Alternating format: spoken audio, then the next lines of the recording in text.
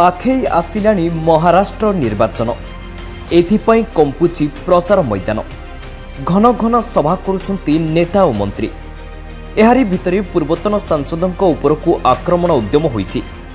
सभा मझिरे तांको उपरकू चेयर फिंगा जाइछि जार वीडियो भाइराल हेबारे लागिछि।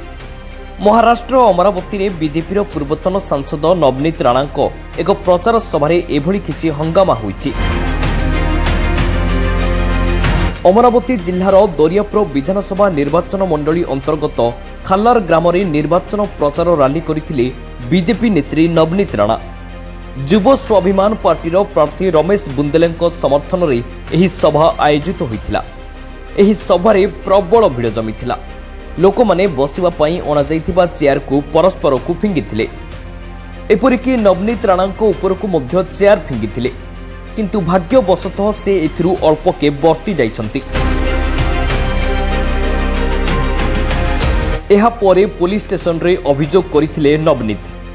तेबे एही अभियोग को आधार करी खल्लार पुलिस अभियुक्तों विरुद्ध रे एक मामला रुजु करिछि एवं आईनगत कार्यानुष्ठान जारी रहिछि। एहा सह खल्लार गाँव में बहु संख्यक पुलिस मुतयन करा जाइछि। पूर्वरु मध्य गत मास अक्टोबर रे पूर्वतन सांसद नवनीत राणा को एक धमकपूर्ण चिठी मिलिथिला एवं 10 कोटी टंका दाबी करा जाइथिला। ब्यूरो रिपोर्ट दिनांक टीवी।